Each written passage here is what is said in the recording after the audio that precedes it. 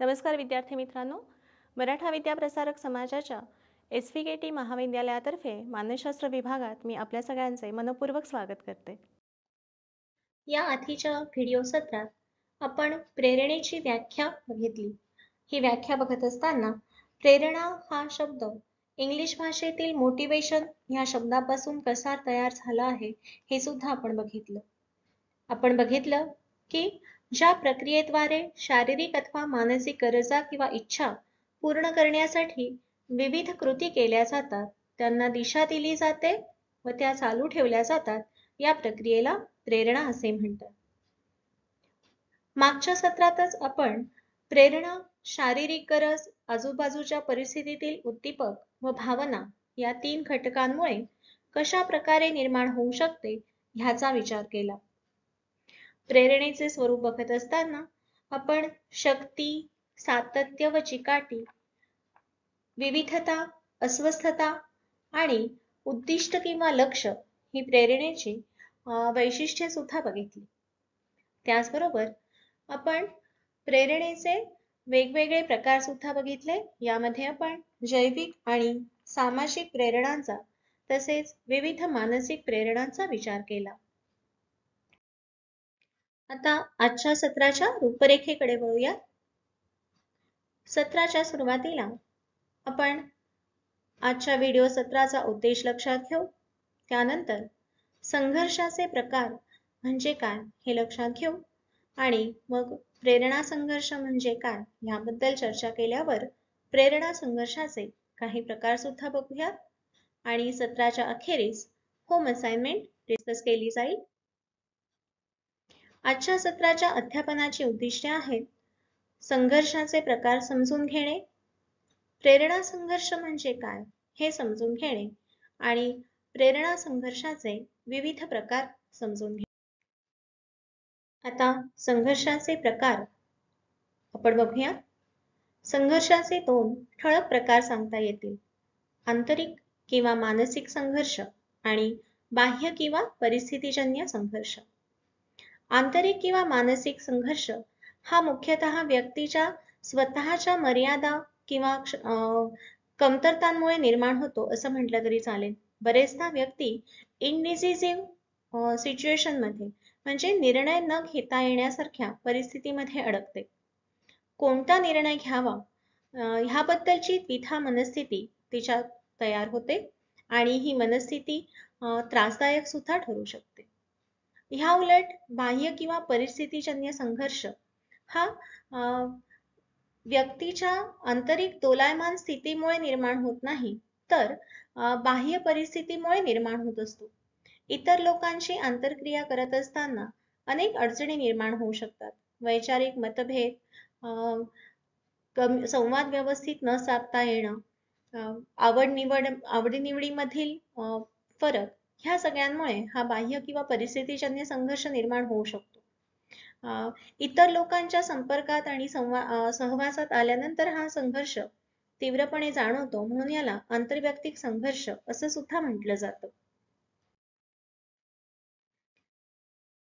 आजच्या सत्रात प्रेरणा संघर्षाचा आपण प्रामुख्याने विचार करणार आहोत.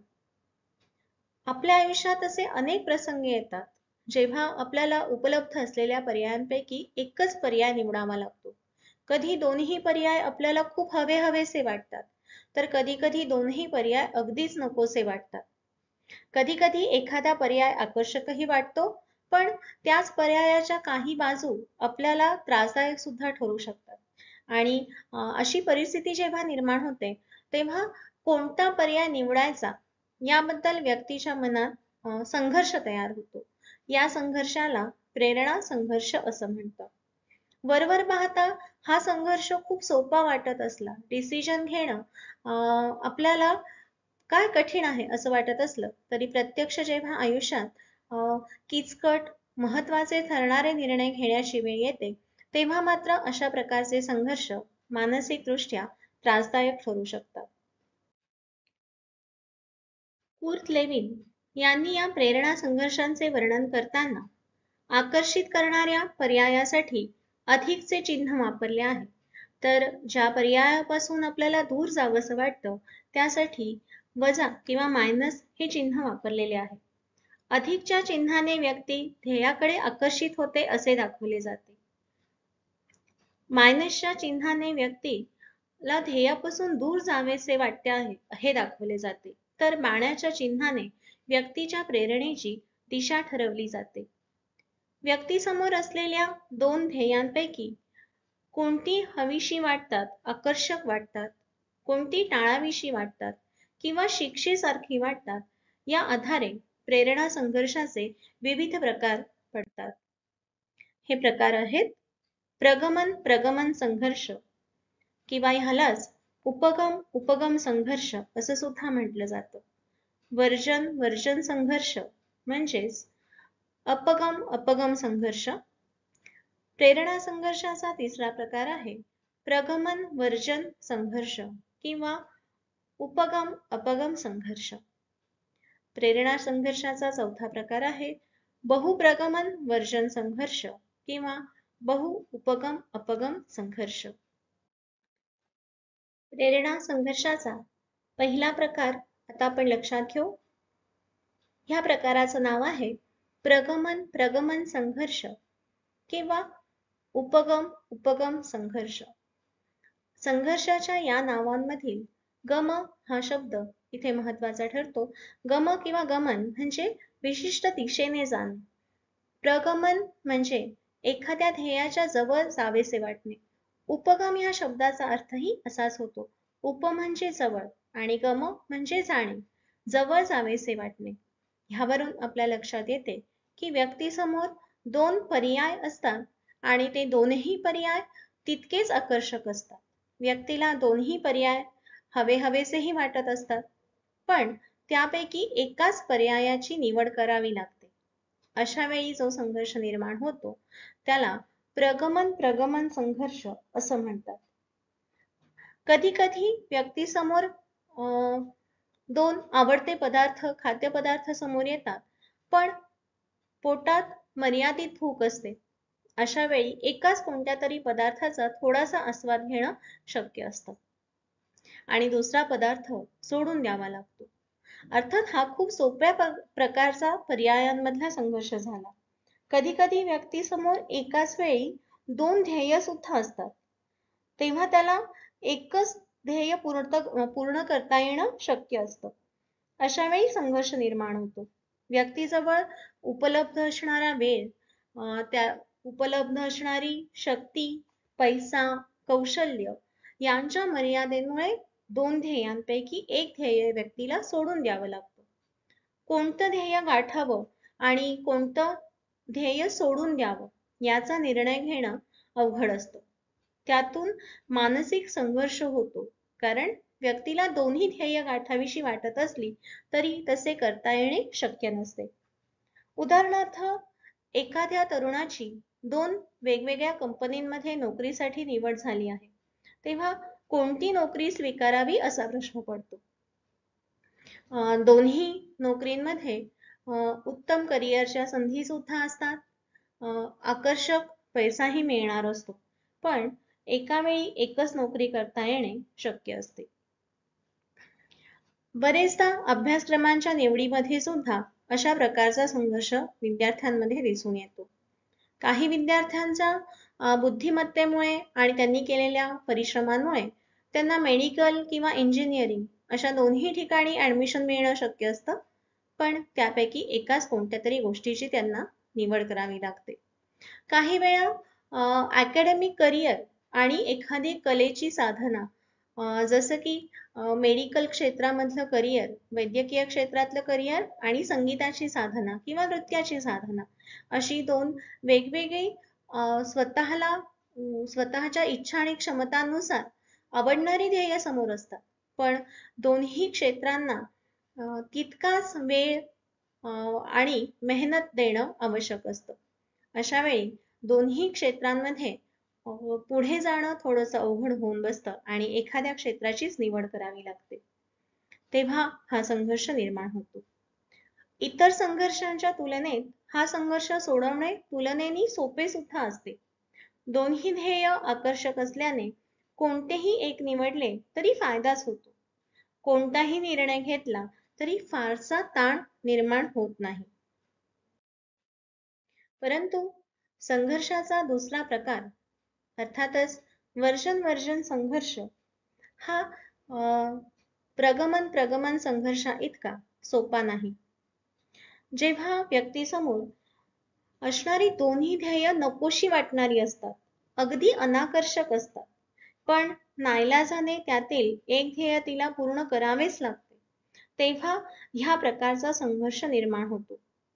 वर्जन म्हणजे टाळणे, लांब जाणे. ह्या संघर्षाचं दुसरं नाव आहे अपगम संघर्ष. अप म्हणजे दूर आणि गम म्हणजे जावेसे वाटणे. दोन्ही ध्येयांपासून व्यक्तीला दूर जावंसं वाटतं. इकडे आड तिकडे विहीर ह्या म्हणीसारखी व्यक्तीची अवस्था होते. कोणतंही एक ध्येय निवडलं तरी आपल्याला त्रास किंवा तोटाच आहे असं व्यक्तीला वाटत राहतं. इथे चित्रात एक छोटंसं गमतीशीर उदाहरण दिसतं आहे. लहान मुलीला अभ्यास करावासा वाटत नाहीये, तिला ते सुद्धा नकोसच वाटतंय, पण दुसऱ्या दिवशी शाळेत गेल्यावरती शिक्षक रागवतील ह्याची भीती सुद्धा वाटते आहे. दोन्ही तिला नकोसच वाटतंय, पण तरीही तिला त्यापैकी एक पर्याय निवडणं आवश्यकच आहे. ह्यातून अशा प्रकारच्या संघर्षातून भीती आणि रागाची भावना निर्माण होते आणि व्यक्ती दोन्हीपासून दूर जाण्याचा प्रयत्न करत असते. अर्थात आता आपण बघितलेलं उदाहरण बऱ्यापैकी सहजपणे सोडवता येण्यासारखं आहे. अर्थात लहान मुलांसाठी त्यांच्या विश्वातली त्यांचे अडचणी, त्यांचे संघर्ष हे तेवढेच गंभीर असतात. पण आपण त्याचा विचार केला तर तुलनेने आपल्याला असे संघर्ष सोपे वाटतात. पण जेव्हा मोठे होतो तेव्हा सुद्धा बरेचदा आपल्याला डीप ब्ल्यू सी और डेव्हिल ह्या दोनपैकी एकाची निवड करावीच लागते. एखाद्या स्त्रीला संसारामध्ये अडचणी निर्माण होत असतील तर संसारात राहणं सुद्धा तिला अवघड वाटतं आणि संसार सोडून निघून जाणं हे सुद्धा तिच्यासाठी तितकंच कठीण पर्याय तिच्यासमोर उभा असतो. पण दोन्ही पर्यायांपैकी नाईलाजाने का होईना एका पर्यायाची निवड तिला करावीच लागते.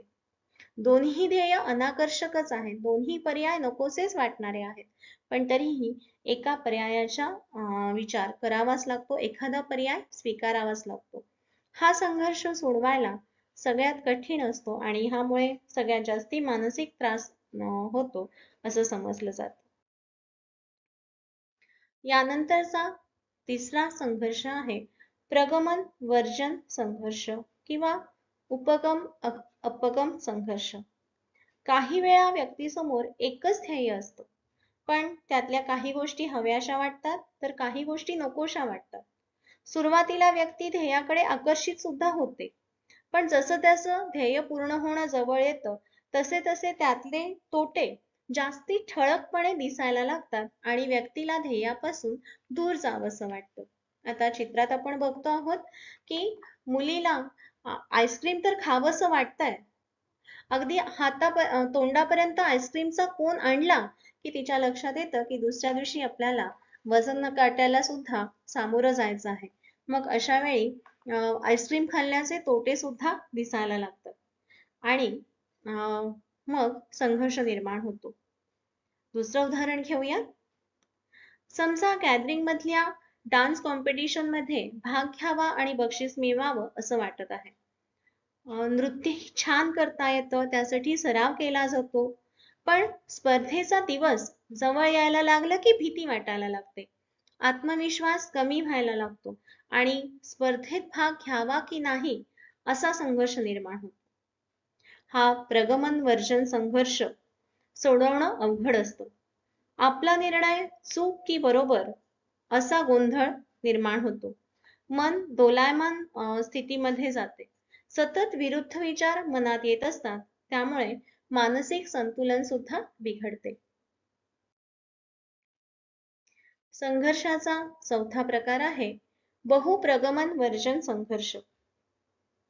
जेव्हा दोन किंवा अधिक ध्येय व्यक्तीसमोर असतात किंवा दोन किंवा अधिक पर्याय व्यक्तीसमोर असतात आणि या दोन्ही ध्येयांना किंवा पर्यायांना चांगल्या आणि वाईट अशा दोन्ही बाजू असतात, तेव्हा हा बहुप्रगमन वर्जन संघर्ष निर्माण होत असतो. चित्रात आपल्याला दिसतंय की एक छान निसर्गरम्य ठिकाणी घर घेण्याची संधी मिळते. आजूबाजूला रम्य झाडी आहेत, घरही छान आहे, पण आकाराने छोटं आहे. निसर्ग खुणावतोच, पण घराचा आकार बघता घर पुरेल की नाही अशी शंका निर्माण होते. तर दुसरा पर्याय आहे मोठ्या घराचा. मोठं घर बांधलं तर आजूबाजूची हिरवळ, एक निसर्गाच्या सानिध्यात असल्याचा आनंद गमवावा लागेल ह्याची जाणीव होते. असे अनेक वेगवेगळे संघर्ष किंवा वेगवेगळे पर्यायांचे संघर्ष आपल्या समोर येतच राहतात. दुसरं उदाहरण बघूया. समजा एखाद्या व्यक्तीला वैद्यकीय शाखेत चांगल्या गुणांनी पदवी मिळवून उत्तम दर्जाच्या हॉस्पिटलमध्ये नोकरी मिळाली. नंतर त्या डॉक्टरच्या असं लक्षात येतं की आपल्याला मेडिकल प्रॅक्टिस तर चांगली जमतेच आहे, पण तरीही आपली अर्धवट सोडून दिलेली संगीताची आवड सुद्धा आपल्याला आता खुणावतीये. आणि ती आवड पूर्ण करण्यासाठी आपल्याला पुरेसा वेळ मिळत नाही. वैद्यकीय क्षेत्र सोडून संगीत क्षेत्रात करिअर करावं असं वाटायला लागतं.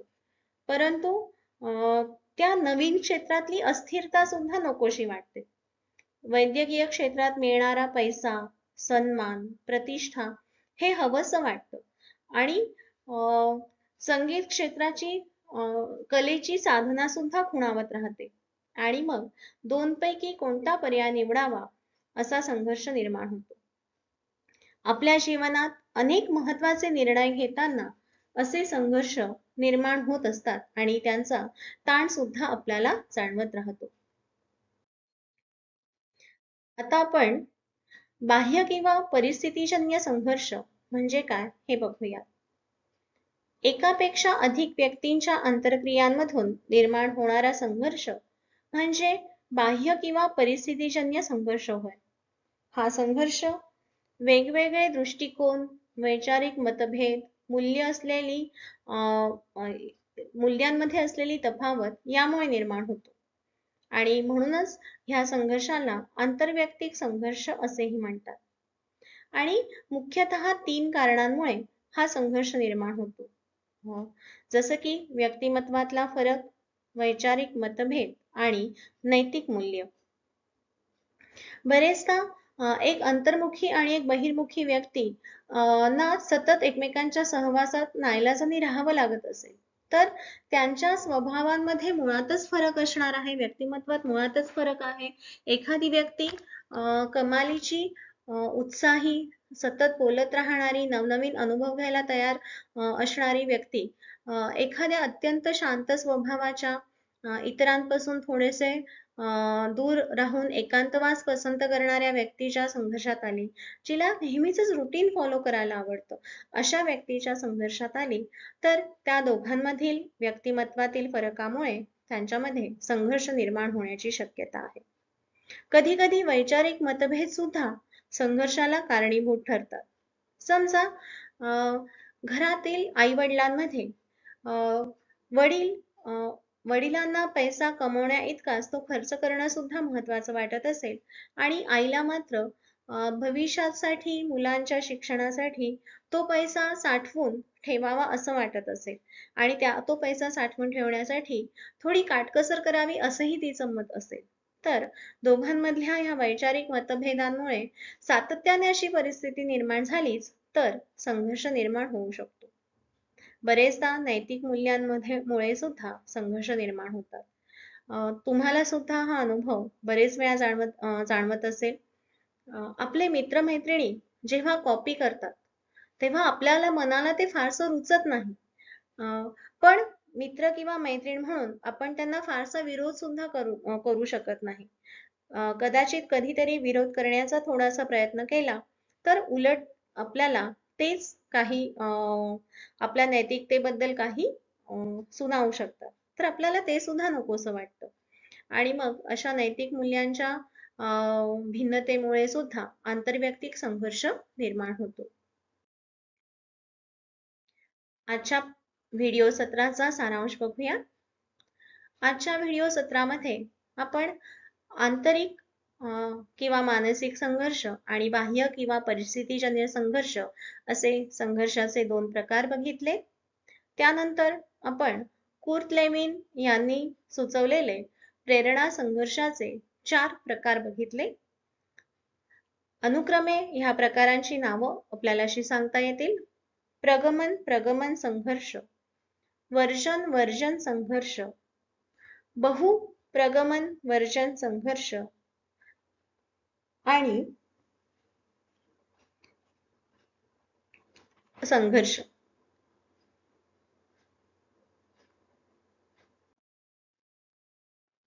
आता होम असाइनमेंट कडे वळूयात. आता आपल्याला स्क्रीनवर जो प्रश्न दिसतो आहे त्या प्रश्नाचं साधारणपणे 300 शब्दांमध्ये उत्तर लिहिणं अपेक्षित आहे. प्रश्न असा आहे, प्रेरणा संघर्षांच्या प्रकारांचे वर्णन करा. यामध्ये आंतरिक संघर्ष म्हणजे काय आणि बाह्य संघर्ष म्हणजे काय हे स्पष्ट करून त्यानंतर प्रेरणा संघर्षांचे 4 प्रकार सविस्तरपणे आकृतीसह स्पष्ट करणे अपेक्षित आहे. पुढील व्हिडिओ सत्रामध्ये ह्याच प्रकरणातील भावना ह्या विषयाकडे आपण वळणार आहोत. पुढच्या सत्रात आपण भावनेची व्याख्या जाणून घेऊ, भावनेचं स्वरूप कसं असतं ह्याबद्दलची चर्चा करू आणि भावना आपल्या जगण्यासाठी का महत्त्वाच्या असतात हे लक्षात घेऊ. त्यानंतर आपण काही मूलभूत भावनांची चर्चा करूया. धन्यवाद.